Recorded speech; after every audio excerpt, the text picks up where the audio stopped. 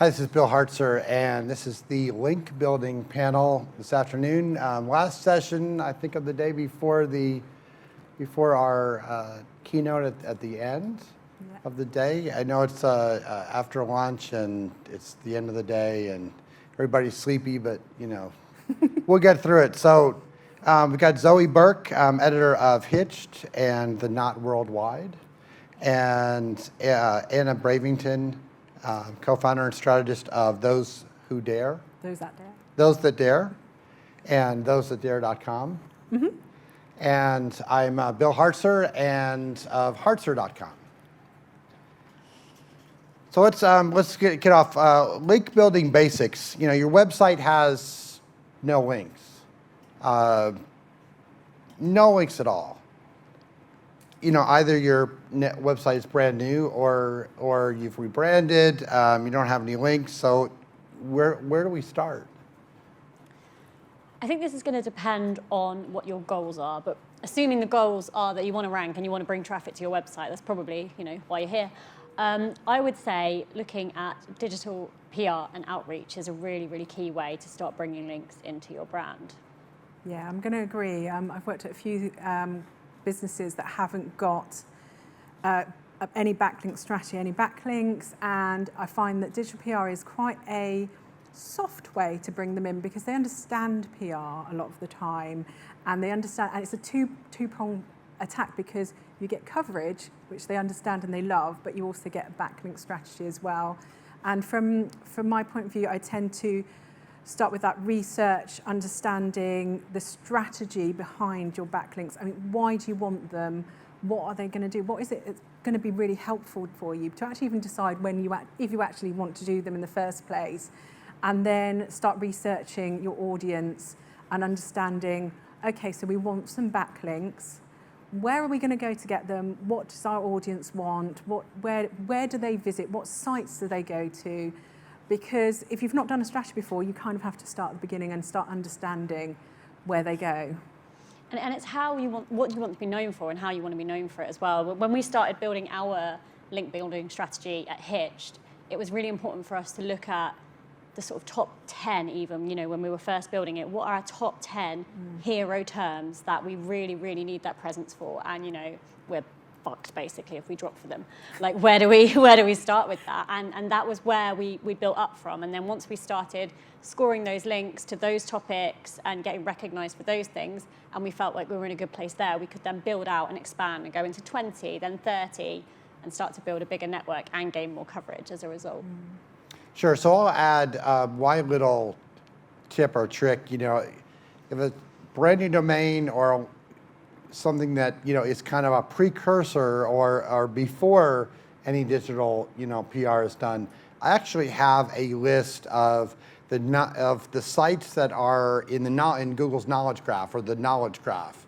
So those are standard kind of sites like you know, Wikipedia, you know, that are these sites that are in the knowledge graph, golden.com, you know, Crunchbase, and, you know, several others, and obviously the social media sites, you know, Twitter page, Facebook page, LinkedIn page.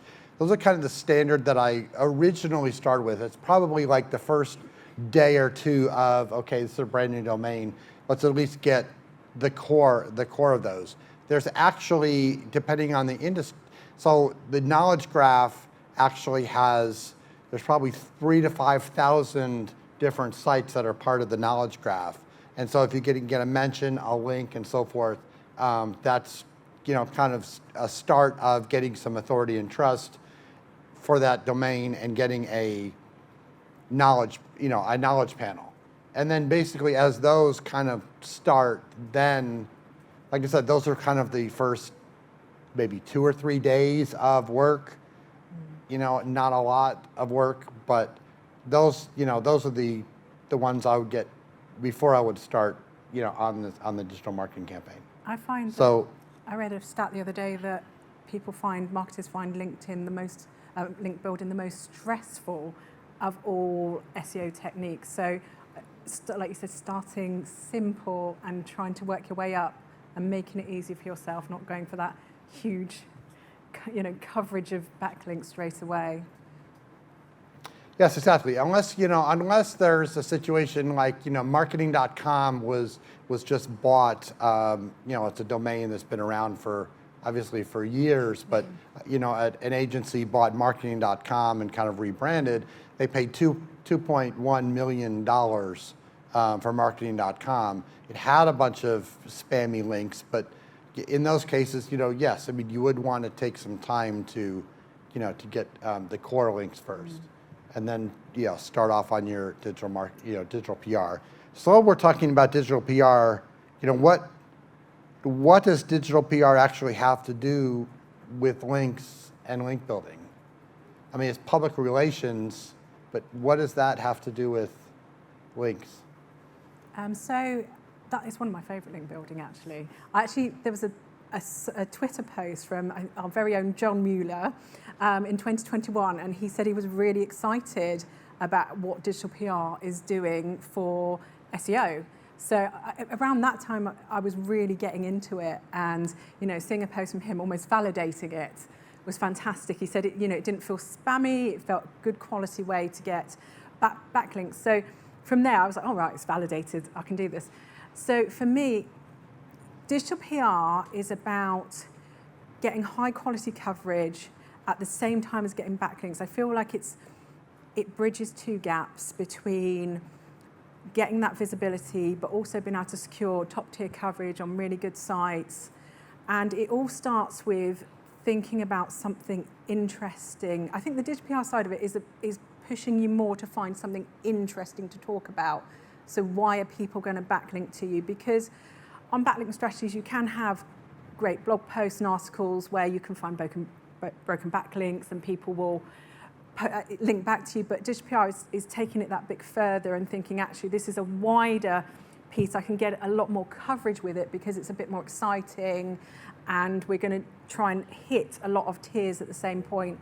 And it can be really exciting to sort of think about what the content is. You've got a bit more variety. You can have sort of data-led campaigns. You can have more community digital PR where you're doing some really sort of very traditional PR type campaigns, but getting those backlinks back to your site. I mean, when I was at Game, we did some really exciting ones. We did Microsoft's Next Big Influencer, which was actually a backlink campaign where we got people to post videos about Game and then link to them, and all the press covered it because it was really big. We got Lad Bible and everyone that was our core target audience wanting to cover it, and it got us great media coverage, but it got us loads of really top tier backlinks as well that worked really well for us. So I think it's more about that, getting that big piece out there and getting that wide coverage in one hit rather than a bit more of a strategic strategy of one at a time. Yeah, I mean, no one's got time to do one at a time anymore, do they? There's no time for that. And we know that, we've all had that like dinosaur MD or CEO who just doesn't get it. We've all been there. And for me, it was almost the reverse. Like, I couldn't see the point of coverage without a link. They say, oh, we've been covered in the Metro. And I'd be like, yeah, there's no link.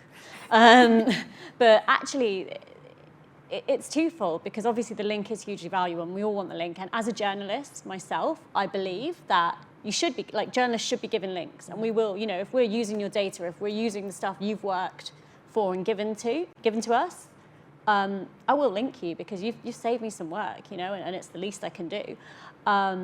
But it's about how people see your brand as well. It's so much more than just the link too. It's brand awareness, and if you've got a limited budget to spend on extra resource within your team, if you've got budget to spend on extra resource, then it's a good thing. But you want to go for digital PR over traditional PR every time. And yeah, even without a link, it still can be a win.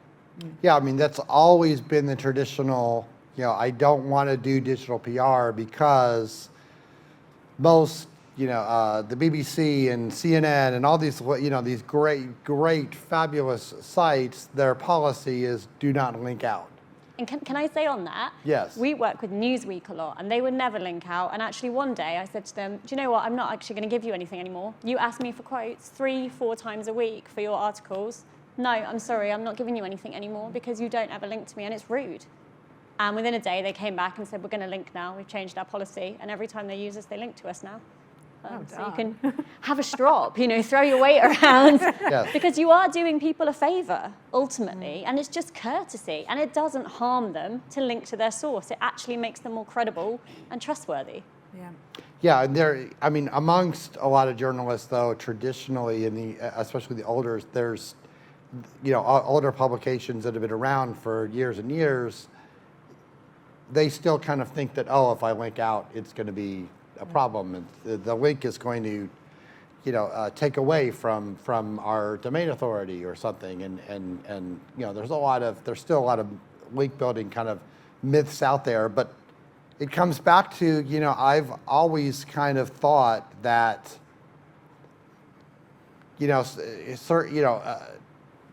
search engines like Google, they know that you've been mentioned, and they know the brand, and they know, and that brand and entity is mentioned. And I think that's, in a lot of cases, it's probably just as good as a link. I mean, it is all, that you're all of a sudden you're getting this media coverage, and even though you don't have the link, there may be more brand searches as a result. And so you get mentioned in some publication, and and what naturally happens is all of a sudden there's this other effect that all of a sudden people go to Google and looking for Hitched, even though there's not a direct clickable link. Then that actually more brand mentions and brand searches will actually boost your site's rankings naturally. I've also found that, sort of going back to what you were saying about sort of difficult MDs, that I did do traditional PR in the background, and it was really hard to tell your worth to people. You would say, we've got this coverage, right, what's that worth to the business? In my talk yesterday, I gave the example, going back to the game, of we did a campaign, and actually it was a campaign that was traditional PR the first time, and we reran it a few years later, but with an SEO intent. And the first time they'd loved it, but they could see no commercial value from it. The second time, when we were doing it as SEO, we linked commercial value to it. So we didn't just give them like backlinks and coverage. What we did is they wanted to sell more gaming chairs at the time because it was coming up to Christmas, and this was a Christmas campaign. So what we did is we looked at how we could sell more gaming chairs whilst talking about a gelatinous tin of Christmas dinner. And part of it was we talked about the fact, sitting in your gaming chair, eating your Christmas dinner, and we sort of linked this through to this brand new gaming chair hub page that only ranked for a couple of keywords. And so because we got a lot of coverage, and the landing page for Christmas dinner was doing really well and getting lots of backlinks to it, it then flowed through to our gaming chair page that then started ranking for 400 keywords. We could then track the conversions from the gaming chair page through to how many people bought gaming chairs, and then we could say, okay, well, commercially we've just sold you X amount of gaming chairs and we've cleared loads out of your warehouse, which is a really good way of bringing commercial value to PR. Yeah, and it's about educating people in that value, isn't it? We, in companies I've worked in the past, have reported on reach. In some months I'd say there are more people on the planet than that actually exist, have seen this coverage. Apparently, we've done. We've reached more people than there are in the world, and they'd be saying, well, why hasn't our traffic gone up by like at least 1 billion then? Because, and you're like, oh yeah, well, but then to be able to say, well, actually, we've done this. I'm not even going to tell you how many people it's reached because actually it's kind of irrelevant, but we've scored this many backlinks, we've got this % linking coverage, and our DA has gone up, and then it starts to make sense, and we've improved for rankings on these terms, and as a result, we've generated X more leads. Yeah, it's the education of the value of what we're doing. Just going to shift a little bit, cleaning up links. What if you have, bad media coverage, or some kind of something that, is not good for your brand. There's cleaning up the PR or bad PR or bad press. There's also just just cleaning up links. I mean, that are, have zero authority, zero trust flow, zero, across the board, but they're just, a lot of spam. You think Google's actually ignoring the bad links at this point? Well, they seem quite good at determining what is good and bad. I mean, there's always the disavow, if you want to disavow one. I mean, you've got to be careful with that, though, because sometimes you don't know what authority a link is really bringing or how damaging it is. So you do have to be careful. And, I'm more of that, I take the more cautious approach, where I do like to, if I know something is damaging and that it's, it's definitely spam, it's some sort of weird porn site or something, then I'm going to probably be blocking that. But you do have to take a cautious approach and not just, get rid of every single one, because you don't always know what's causing value and what's not. So, I mean, unless you get sort of an alert saying that you are, really looking quite spammy with your links, I do like to be a cautious approach, because you don't know if you're blocking sites that are actually valuable to you. So, I'm a bit of a wait and see on that one a lot of the time. So why don't let's let Google decide and just don't disavow anything, and let them decide whether it's a good link or a bad link. That's one take. I mean, I know Gary Eas has come out and several times and said, just do not disavow, because we know what we're doing and trust us. And we hear that a lot from Google. Just trust what we're doing, and we know that it's a bad link, and we're going to ignore it.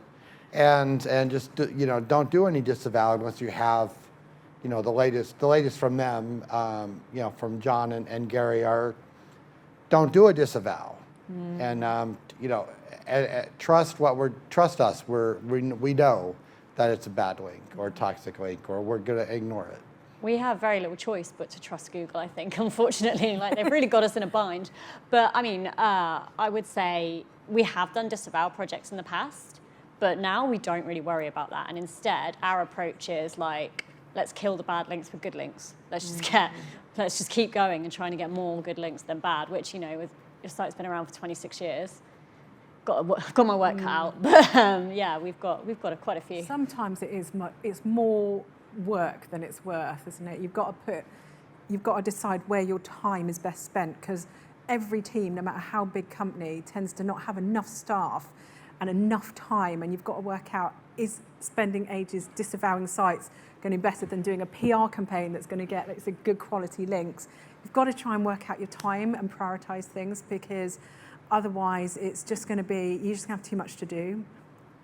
And what do you gain? What do you think you could gain from disavowing those links? Are you going to see, if you think you will see a dramatic return, then of course it's worth it. But if you're not sure, is it not better to put your time into the stuff that is actually going to actively help you? Let's talk about link tools. There's so many different link tools out there, and link analysis. What's your favorite tools? What do you subscribe to? If you had a budget, or a limited budget, what link tools would you pay for? I'm in a situation where there are certain, I work for myself. I'm a freelancer, contractor, and my budget's limited. I'm not going to spend $10,000 a month on tools where I could. And so I figure out over the years which ones are the better ones, and sure, I do pay probably close to $1,000 a month in tools. So which ones are your favorites? Whichever the client has most of the time. Hold on, who's the sponsor? Yeah, Ahrefs, I like them.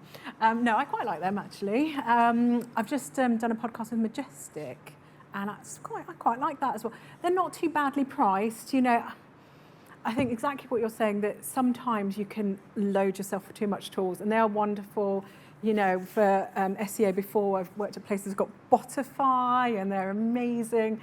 To be fair, there's a lot of really good ones. I think you can't go wrong if you want to spend the money.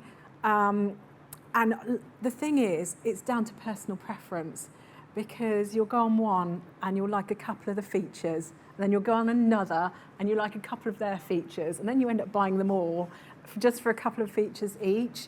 So, I mean, obviously, Google's also one of my favourite link building SEO tools, and Google using their operators, like trying to find out the links that you want to cover as well. For anyone that doesn't have any money, you know, I've just recently found out about the around operator, where you can do like tax around for evasion, and it kind of, instead of words being close together, they're a bit further apart, which was quite nice. So I think sometimes thinking about the tools that you've got as well, so using Google to search out those links that you want to cover. But yeah, they're all nice, they're all good. What do you use? So I was thinking this is funny because I was thinking, well, I'm really limited because I'm a brand, but obviously you were saying you work for yourself, you're limited by your clients, I'm limited by what the big bosses choose, and I have in various jobs, I've used Moz, I've used Ahrefs, I've used SEMrush. Is it SEMrush or SEMrush? I don't know. You know, I use whatever I'm given and I make it work. Quick poll, if it's SEMrush, then put your hand up. And if it's SEMrush, then, okay, it's in this room right now, it's SEMrush. I got nervous as I said it. I was like, oh no, what if everyone's laughing at me inside? Like, what an idiot. But okay, SEMrush, that's what I use at the moment. And I must say, I do really like it. But then, you know, I've got friends who use Moz, and they'll say, oh, Moz is telling me this. And you're like, oh, SEMrush is telling me this, and it's different. And you've just got to, I mean, pick one and make it work for you, I think, as long as you're getting some information and it's working to your advantage, then. And SEMrush is really good for like more, isn't it? You know, so Ahrefs and that. Some of them they're cheaper, but they're more limited. So what you can do is you can, you know, decide what types of content you want. I mean, it's got its content writing tool now, hasn't it? That it sort of suggests content to you as well. So as a journalist with lots of integrity, I know it's fantastic. So if you want a bit more help into the next stages of not just analysing your links and into the type of content that you want to create, then SEMrush, and that is much better at taking you those next steps further along. But you know, if you are a small business, I think small package about $250 a month. So if you're small, you might struggle to afford that. Yeah, I've used free tools too as well, like Neil Patel's resources, Uber Suggest, things like that. I love them because Neil Patel, can you? You really can't. It's, you know, you get a lot for free with that if you're, you know, trying to do it on a very limited budget. But we've all been there, and with SEMrush as well. I know this is, you know, link building specific, but it's been so helpful for us as content creators, having how they sort their results and what they show you and how they show you, because we started, and it sounds so common sense, but it wasn't being done before, just looking at how they present the keyword data to you and including every element of that and educating the people that we're working with to do that as well. And the lift that we saw in our traffic as a result, like because of how SEMrush just so easily gives you everything you need. Yeah, I think the point is, you know, especially if you're tracking rankings or you're doing something like that, or tracking, you know, the links that you have, it's a little better to kind of stick this to the same one and the same, you know, even the, you know, so, you know, I use SEMrush and to track client rankings and positions, and just have been using that and watch it every few days. I use it to spy on my competitors. Yes. And so if I then, you know, if I moved over to Moz or moved something else, you know, for tracking or for, you know, or for looking at links and stuff, then it would, you know, maybe just more confusing. Yeah, they're complex systems to learn, a lot of them. In fact, Yes. actually, I counted, I think it was the last time I was brightonSEO, and what tools were mentioned, and I think it was about 90% of talks I went to, SEMrush was mentioned as the favourite. So it seems to be like a general favourite of brightonSEO. So building links, do you take the approach of just spray and pray, you know, and just in contact, you know, 1,000 different, you know, media outlets from some kind of big list, or do you really try and hone in and target, you know, and rather than sending out, you know, 1,000 emails, you send out, you know, maybe 10 or 12 that you know that you probably can, you know, can get a link from? I think we'll probably have the similar answers, because I'm an ex-PR and we were always taught to be very, very targeted. So for me, it's definitely the targeted approach. People get a lot of emails, and it needs to be really high quality to get noticed and really personalised. In journalism and PR, you're taught to make sure that you tell that person exactly what they want very quickly, but show that you understand them and their audience at the same time. So you can't really spray and pray that way because it's just too generic. And I just don't like, this is the problem, and we make it difficult for ourselves. If we're contacting so many people and using this shotgun approach, machine gun approach, isn't it? Yeah. To contact all these people start getting, website owners, journalists, anyone, they get a bit annoyed with us. And then the next person after you then has more difficulty, but you could be the next person after someone else who's sprayed and prayed, So we're making it more difficult, and it really annoys people. So I do think we have to be cautious, because it's going to be getting like white noise, where we're not getting our messages through because people before you have just cried wolf too many times, and they're just fed up with hearing from people. I've worked at places where we used to get a lot of emails, and some of them you could tell the generic ones, and it would just be delete, but you got really annoyed with it, and then you'd stop looking at your inbox, and then you would just ignore the good ones. So I say it's a dangerous spiral to go down, because you may get some coverage out of it, but you're probably ruining it for your future self. Think about future you. They'd be very upset if you sprayed and prayed. I actually did a talk on Wednesday on the PR Fringe called "Why I'm Ignoring Your Emails," and I basically stood up and just let rip at all the anger I have sat on for 11 years of being a digital journalist. I just let it all out. I'm not going to watch it back because I'm frightened, but basically I get upwards of 30 pictures a day, and I am a niche journalist. I work in weddings. I only cover weddings. It's all I really know. And I get so many emails that are so irrelevant to me that I know are just people chasing a link. Some of the examples I included, this summer alone, I've had the best Wimbledon-themed flooring, lightweight summer duvets, how to handle disputes with your boss. These are all emails that have come to me as a wedding journalist. I'm not going to cover any of them. They are so tenuous, it's unreal. And what happens is, because I am very impatient and petty and usually quite stressed when these emails come in, I just immediately route that sender to junk. And the next campaign they have might actually be weddings. It might be the best Wimbledon-themed engagement rings. I don't know. I probably wouldn't cover that either, but it might be something actually that's relevant to me. But you've ruined it for me, because I think you don't know me. I'm just on some list. You're just literally spraying at me. I don't want to be in your spray.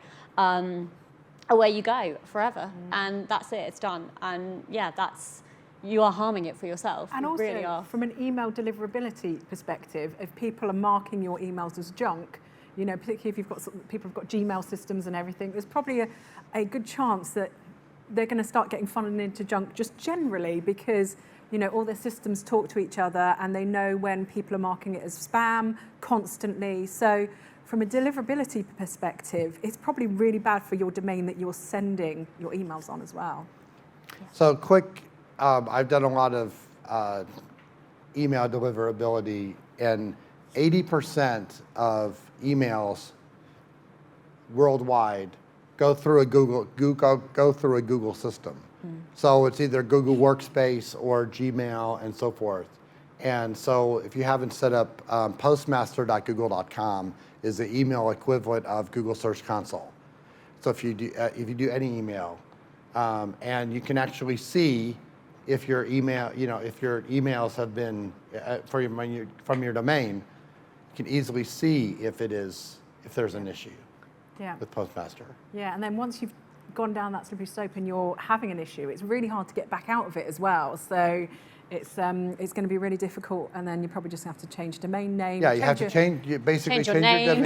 Yeah, change your name and change your IP address. Yeah. Also, send it from some other. So, from a technical perspective, it's not a good idea either.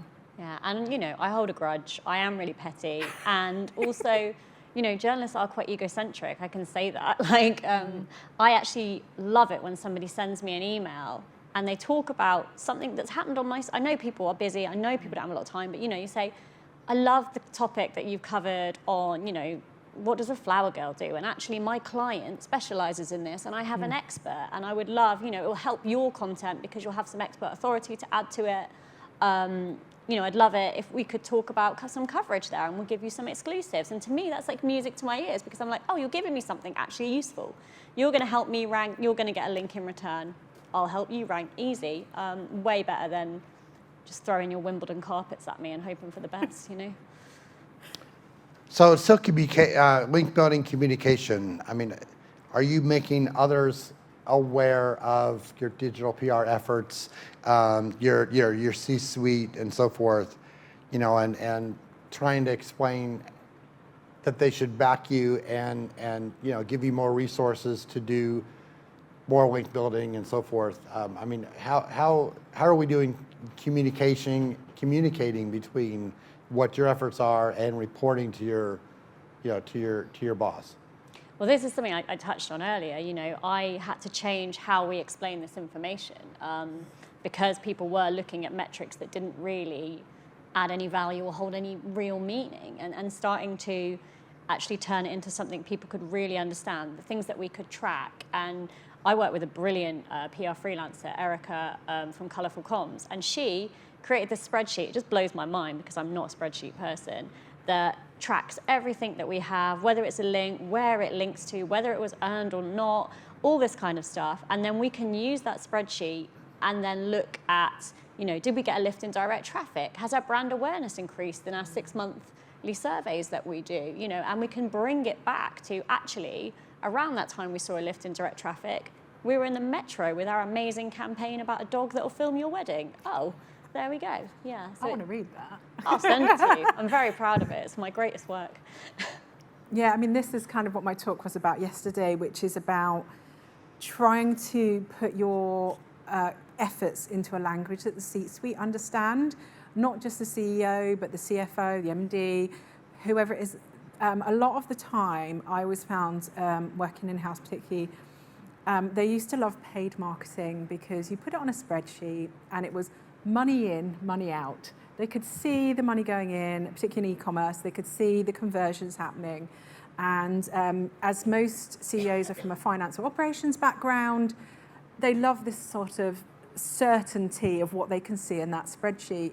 And things like SEO, digital PR, etc., organic channels, they struggle because it's not always a spreadsheet, spreadsheetable as in today we spent this and this has come out. Sometimes it's much more longer term, it's harder to track. So we have to be a bit more clever about how we're tracking things, putting it in their language. They don't always want to know how many backlinks they got or where you are in Google. They want to know what's that going to do for their bottom line. So like you said, talking about the traffic that you've gained, how is that going to affect sales and how much more money, basically how much more money if you earn the business. You've got to all take it back to the money, how much you're going to earn. And when you're presenting back to them, this is what you need to include. What is SEO doing for the business and what is digital PR doing for the business? How are we measuring it and how can we tell you that relates back to yours? Because CEOs want to know the return on investment, business growth, customer acquisition. Those are the metrics that they want to know about. So you've got to try and somehow match it back. It is difficult because organic channels are very hard to connect back, but you can find ways, like I gave that example earlier with the game one. And the other thing is with digital PR, it's so new, isn't it? People don't really understand it. So what we did is a lot of testing campaigns. So we would start and say, we'll just spend a little bit and we'll do this test and then we'll show you how it's benefited the business. Then we'll do a slightly bigger one and a slightly bigger one because sometimes people need to be eased into stuff, don't they? I don't know if anyone's read Who Moved My Cheese or seen the film Who Moved My Cheese. It's about how some people struggle with change and you have to do it very slowly. I really recommend, you can just see the little cartoon on YouTube.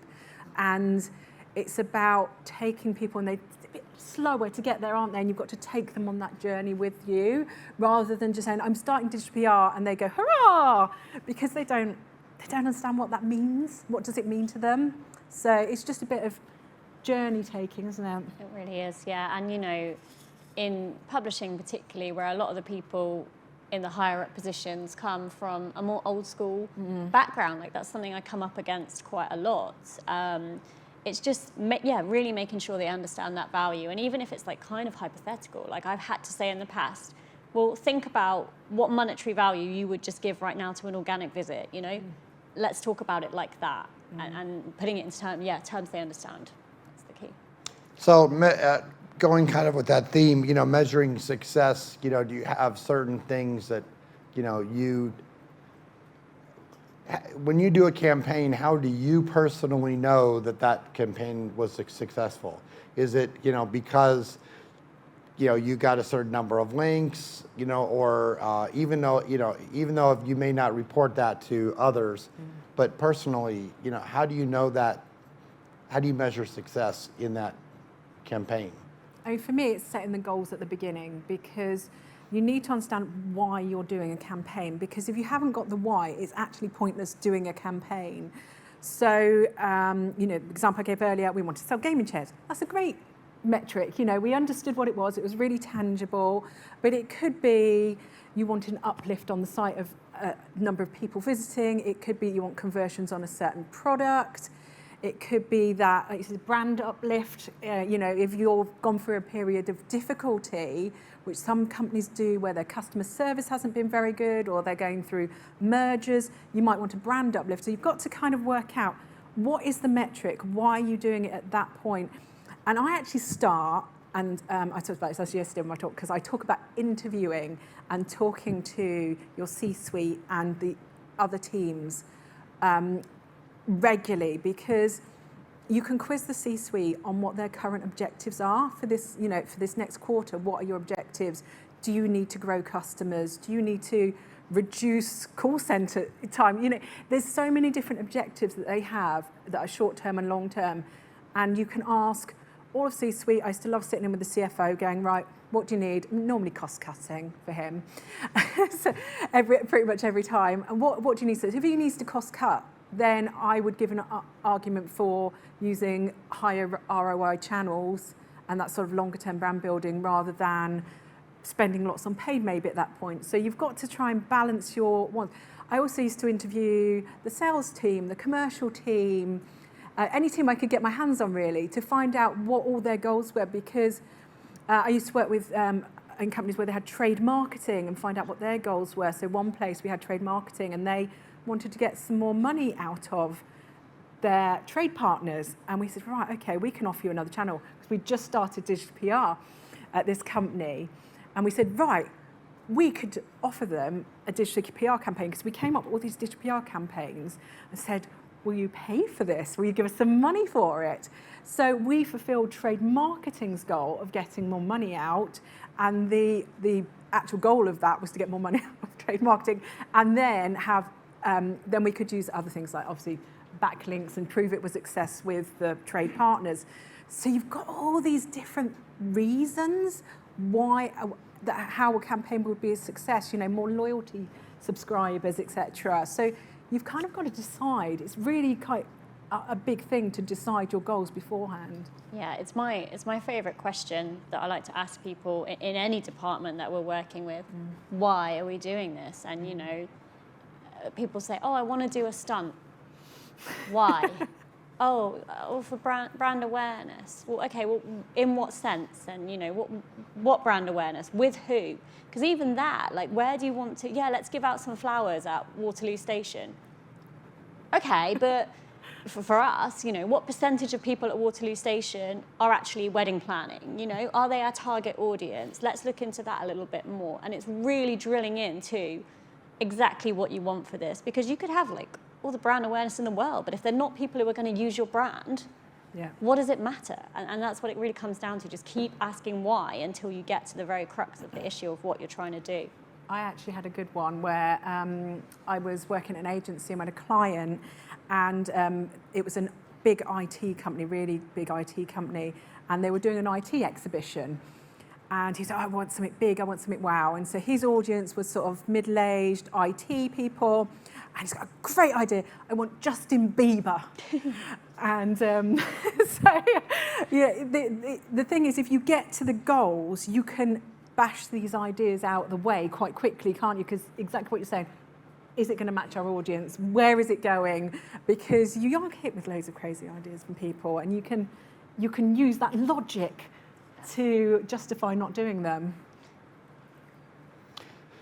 So we have about 20 minutes or so for questions. So anybody have any questions about links or link building or Justin Bieber. digital PR or let us know.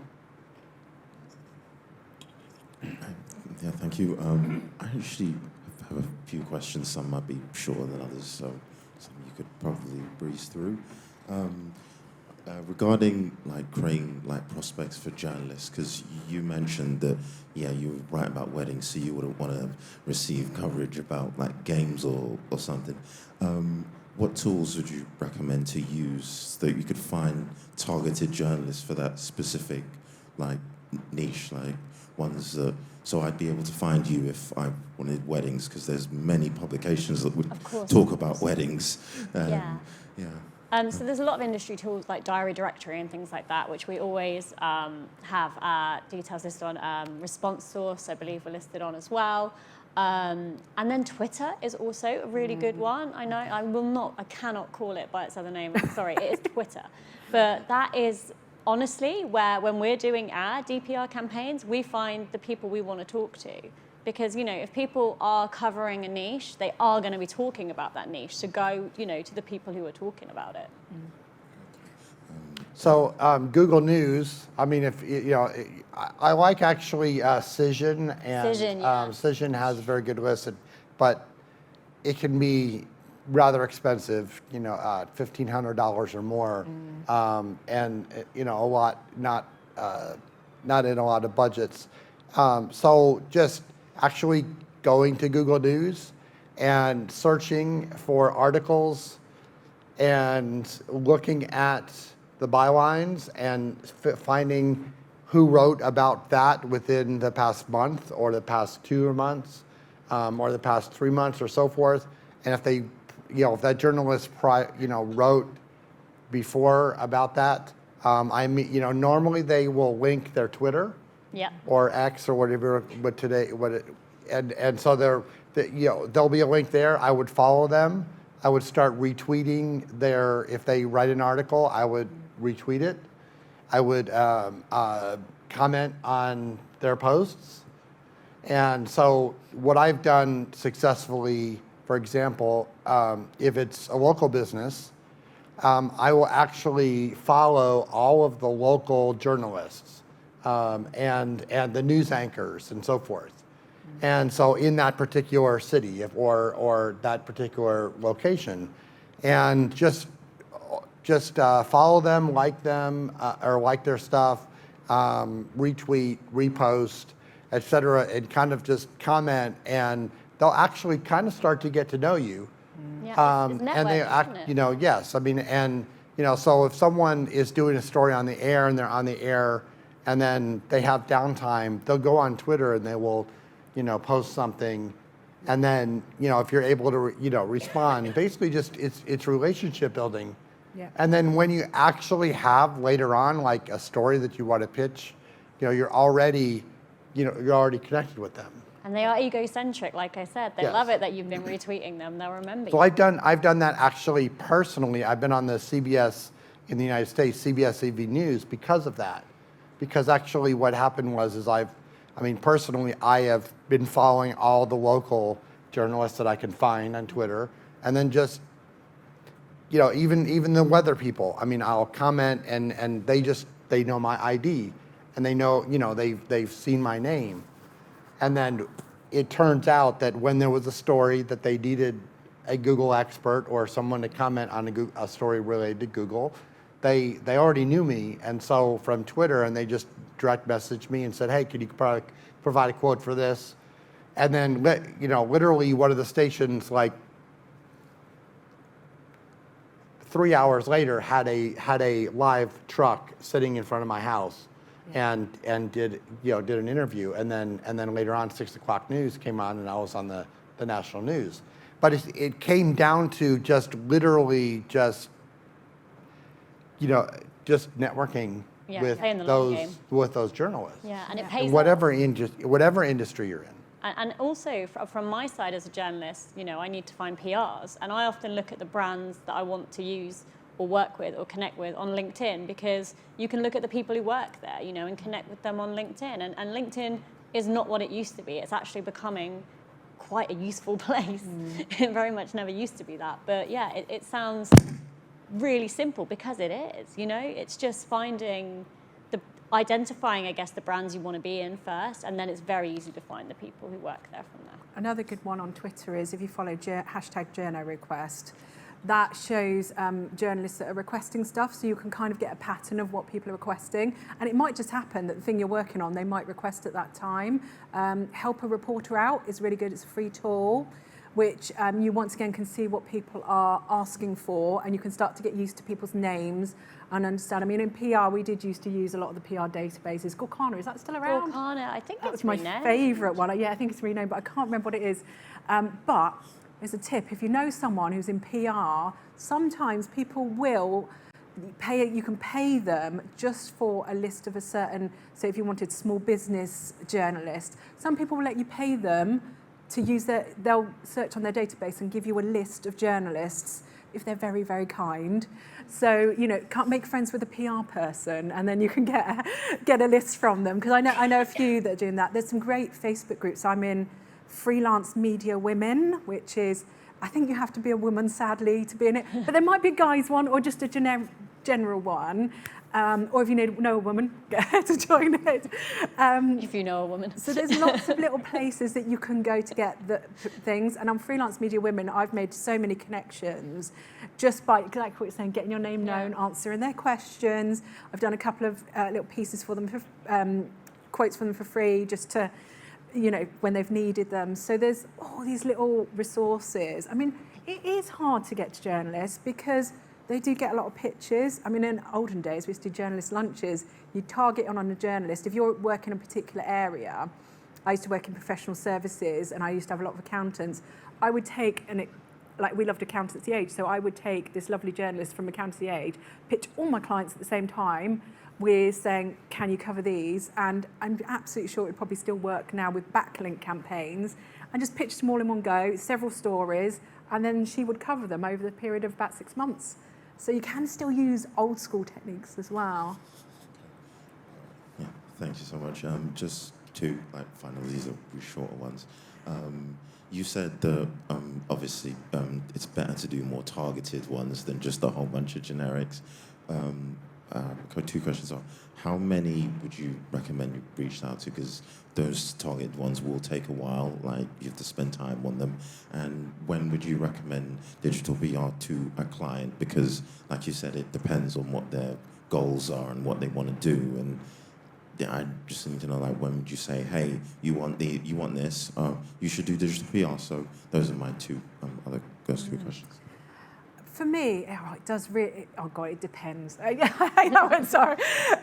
But with a campaign, it can vary, because if it's a smaller niche piece that might only be, so if we went back to accountants, it's only suitable for, it's very niche and it's very accountancy based. It could be that you might only go for there's not that many blogs and accountancy publications in the UK. But if it was something that maybe affected, so I remember doing this piece on insurance once, and it was about how insurance might affect people in rural areas when all the prices increased.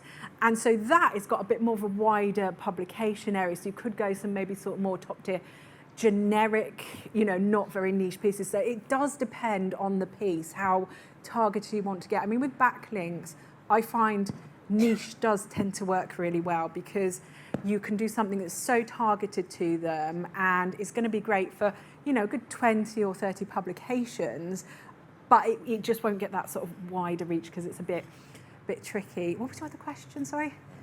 When would you recommend digital PR to a client? Because they've got different KPIs and digital PR. I don't think you can ever go wrong with recommending. I would agree. agree. I mean, yeah. if even if it's a small one-man shop, one-man business, I don't think there's ever any negative thing that could happen by recommending doing some kind As of long digital as you do PR. it well, yeah. Yes. You know, because if you're a one-man business and then you start obsessing loads of websites and journalists, you don't want to do it badly. But I think when people, particularly when you're a small company, you're worried about, oh, I haven't got the gravitas. But I've seen people just gather data from 20 different websites, create a landing page, and it's so useful to their audience to have all that information in one go. So they haven't done their own surveys, they haven't done all their own content. They've just collated it into something really useful and put it in a new frame, putting their journalist spin on it of being really valuable. And then they've gone out, and that's small business. I've seen 1-2 man bands do that and be really successful because it's really useful information. So I think if you're going to do it, you have to be targeting those goals. Right, I want these publications. Why do I want them? It's got my target client absolutely in them. This data will be useful because it will show my expertise. And it's been brilliant. But I always say, like, do tests because everywhere I go that I've introduced digital PR, I've done test campaigns, small ones, not too much cost that I can go, okay, this is suiting my audience, this is getting me good value for money, so that I'm getting that balance. And even if you don't have the data, you know, if it is a small business and there's not the data, subject matter experts, everybody needs them, you know. The how Google is, you know, measuring the content, the subject matter experts are so valuable, and every business has one, because you can't be in a business without being an expert in what you're doing. So you've just got to find that niche. You know, if it is a woodworking company, then you're going after publications doing things like that and saying, look, this guy, he's been doing it 10 years. He's an expert in his field. Let me give you some quotes. You've already got this article. I can see it. It's great. It's performing #1, but what you're lacking is a credible expert in it. I've got one here. Let's help you enhance this story. And that's very tempting to journalists. Thank you. I've got a keen one down here. Hang on.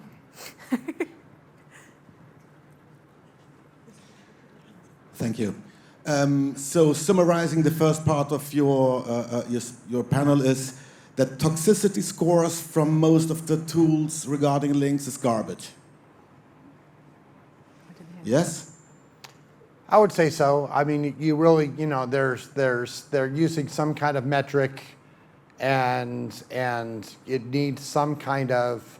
It's a good start, but you still you've got to have some kind of human element there. You have to look at the link because, in cases, they're right. In other cases, they're completely wrong. So, I wouldn't just say, okay, these are all, SEMrush takes, these are all toxic links, so I should just get rid of these links. And unfortunately, it's a good start. You still have to look at the links. I think that it's hard to have a one-size-fits-all approach. If you only have spammy links going to your website, obviously then you're going to have a problem. But you know, we've got them. We've got loads of them, but we're not focusing on them as the prime bit of our link strategy. It's not the first consideration we look at. We know that we've got them. We know that they're there. When you work in weddings, a lot of mail order bride websites linked to you. They're not very credible, but we are focusing more on, well, let's just, let's keep pitching to the BBC. Let's get links there. Let's get some links from The Guardian. Let's go after these high domain authority websites instead, rather than disavowing these guys, because actually we're seeing good return on what we're doing. We rank #1 for a lot of things. We have a good domain authority ourselves. We're clearly not being all that harmed by them. I think if you do want to do it, you want to test it as well. Just do, start with a few and look at the impact it has, and then if it's really doing a significant difference, then maybe that you have a problem and you need to sort your backlinks out. But if it's not doing any impact, then you can go, oh, no, it's not doing any impact. I feel happy and content. Thank you. Let's go back to one of the news bites. I think it was you that you said earlier. It was something like, let's get better links to cancel out the bad ones. right? Yeah. Or something to that effect. Yeah, let's that- just that you focus on said. the good stuff. Let's get more good links than bad links, ideally. That would be the dream. Yes. And another second one would be the commercial link building, where website owners take shekels in exchange for a link. So you talked a lot about organic and how interesting it is, but there is a huge market for link rental and for link placement on websites. Which are your considerations regarding this market? And second, do you think that websites that sell links are somehow lower graded, lower quality links? Thank you. I can't speak to how they're graded, but what I can say is anyone who emails me, and people do frequently, multiple times a day, asking to buy a link or if they can buy a placement on my website, I just delete them. I'm not interested in it. You know, we will never sell links to people and we will never buy links because I don't think it's a good practice. I mean, you do have to be careful and make sure that you'll make Google aware there's sponsored links as well. So otherwise, you know, you can be getting into a bit of trouble. I mean, there's a lot of things you've got to be careful with buying links because you could end up in, you know, spam comments, and this is where the spam comes from sometimes, where you've made a mistake and paid someone to do some links or paid a site to do a link, when actually, this is the ex-PR in me, I never pay for any links.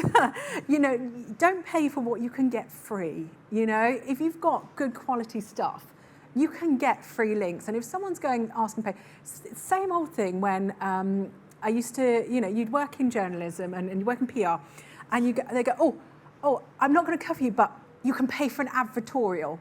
And I would never pay for an advertorial because if you've got good quality content, a website or a newspaper or somewhere is going to want to pick it up. So I'm just not up for paying for stuff. You know, it's just, I feel like if you've got good content, you can get it for free. And I'm a bit miserly.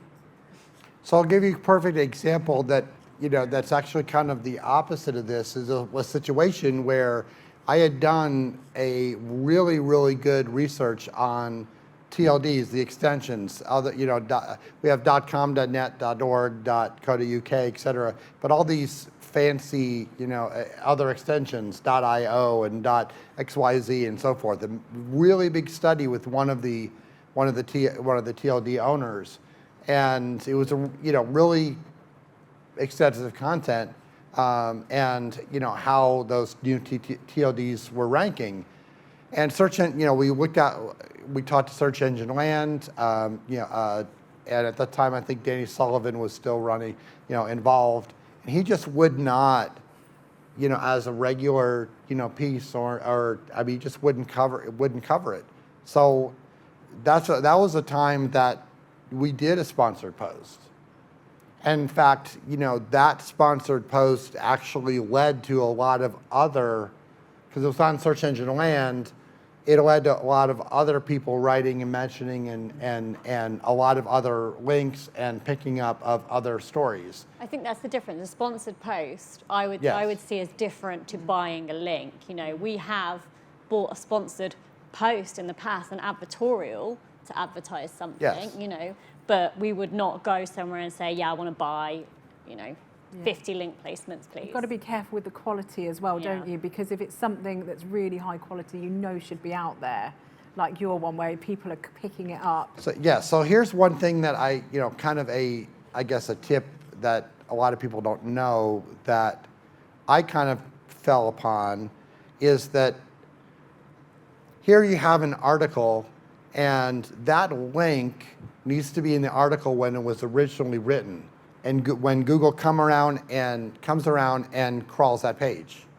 Now, if 6 months later, all of a sudden there's an article and that link shows up later on, and so you say, okay, you know, so basically, if you want to do a paid link and you find an article on her site, and said, oh, in that article 2 years ago, would you put a link in, you know, with this anchor text in there?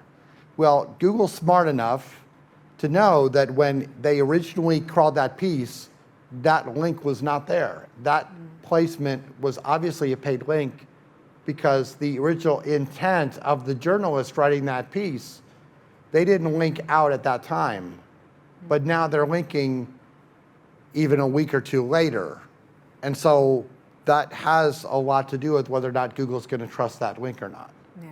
Another thing with backlinks, you've got to remember that you're fighting against affiliate links as well, because if two people contact a journalist or a website and one of you is offering great content, the other one is offering you great content with an affiliate link where they're going to earn some money, then often your journalist will choose the affiliate link because their bosses are trying to get them to make money, aren't they? They want a pay rise, So that's the other thing that you're fighting against with backlinks as well, because having worked in gaming and retail, we would have to to get articles sometimes we would have to offer a really good affiliate link to the publications to be able to get things written, and it meant that we got mentioned instead of maybe another gaming provider or another movies provider because we'd offered this affiliate link. But that's what you're also fighting against as well, because they're offering a way to make money from that article, which is a backlink, but it's an affiliate backlink, so they're going to get a bit of cash from it.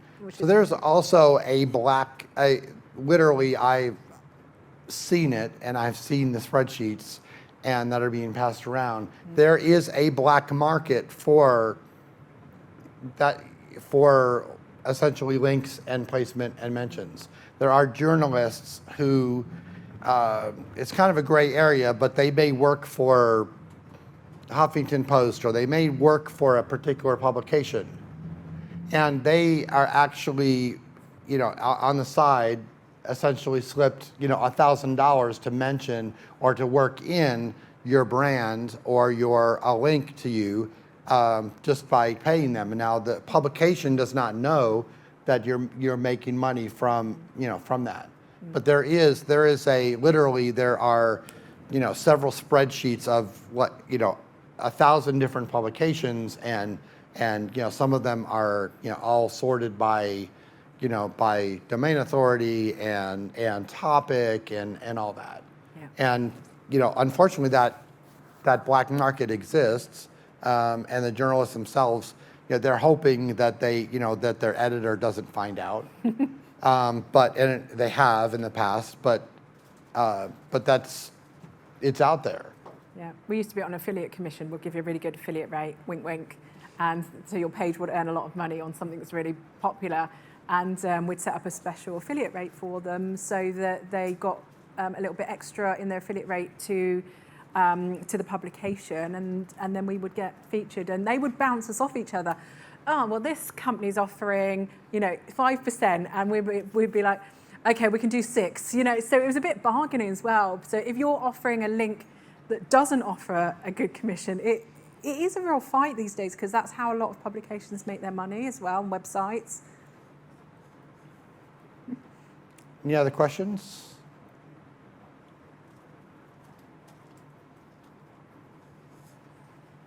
Hello. So I'm currently planning a wedding, and I follow Hitched and saw the dog video, just thought it was genius. I fell for it at first, but then the SEO in me thought, oh, that's actually really clever. But I was just wondering, I work for a home tips website, and something that we're struggling with at the moment is expertise. So I was just wondering if there's anything else you're doing, maybe with authors or having content reviewed by experts to boost that sort of expertise, or do you think your domain's just super high so you don't have to worry too much about that maybe? I never don't worry. Even when things look good, I worry all the time, because you never know what's around the corner. You never know what's going to happen. We are open to anything that adds value, I've called out these Wimbledon carpets so much because I'm so angry that someone would send that to me. But if it's relevant, and like I said before, experts really are the things that people want. They really need them in their content now. I get asked to contribute as one all the time, which makes me laugh so much because I think, God, I know nothing. But that kind of thing is really valuable, and it should be a really big part of your strategy, definitely. If you have that relevancy, that credibility, you can be a carpet company and you can pitch a relevant wedding story with the right data and the right experts. But ultimately, at the end of the day, is the link that you get back really going to be that valuable for you? Because is it a valuable, relevant interesting link for Google? Are they going to see it and perceive it as something that adds value to your site? So you've got to go after the things I think that are really going to give you the most value as well, or your clients, you know.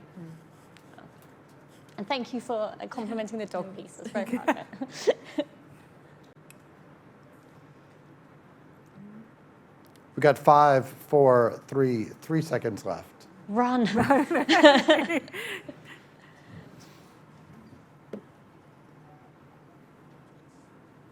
Hi, I work in sports as the sole representative in the PR team, and before me the person was a spray and prayer, as you said. What tips would you have to rectify his mistakes?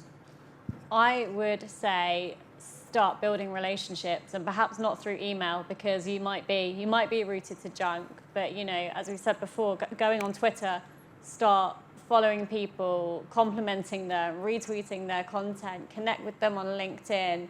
Just introduce yourself. The emails that I like the most are when people speak to me as a person and they use my name and they get it right. You know, that's a big one.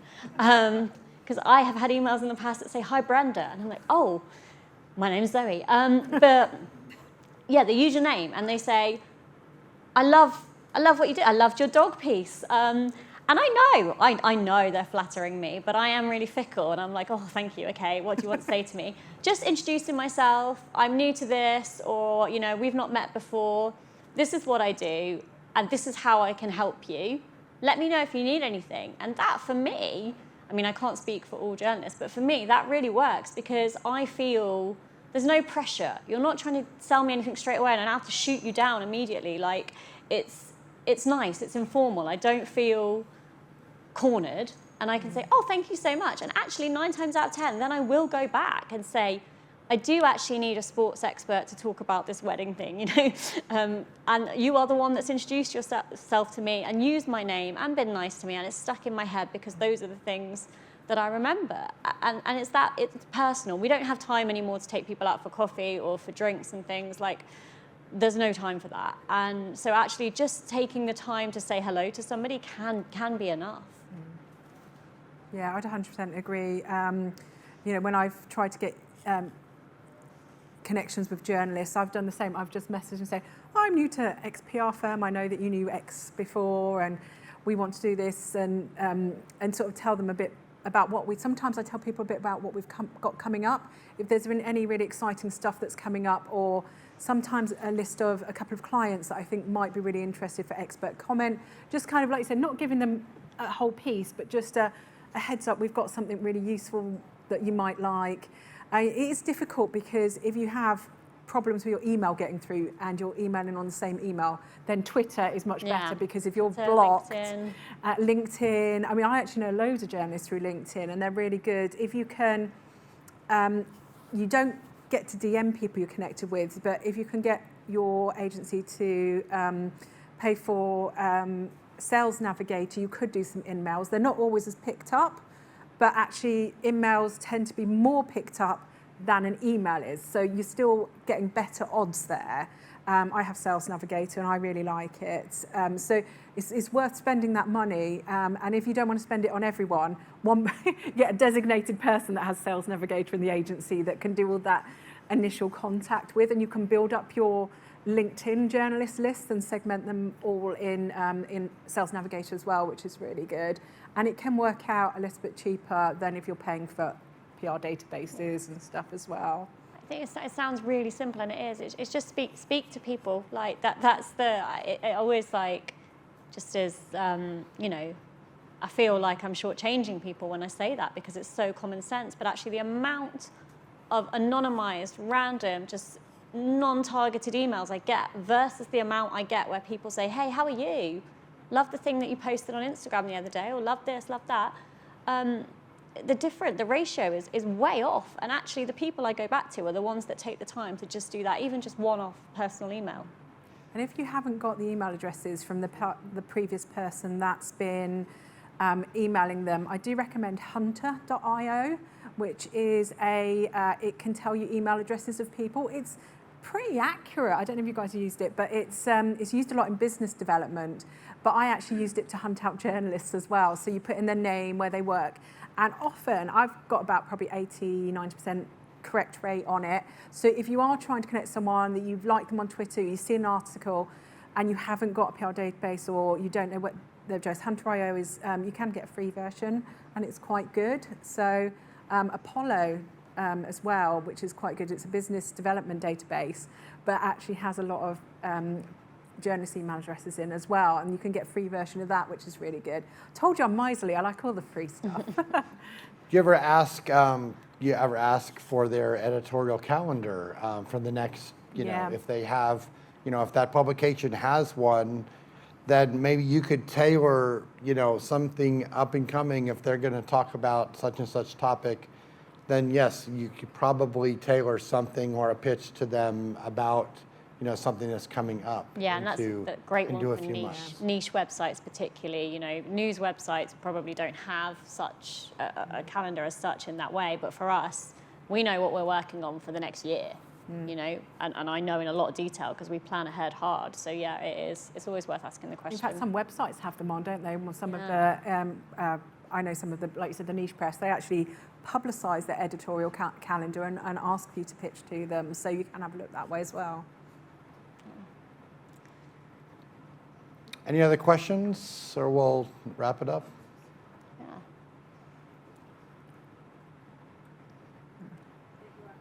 Yeah, I think so. Yep. Yeah. Which? Yeah, Yeah, come and chat to us afterwards. Yeah, that's definitely. fine. Yeah.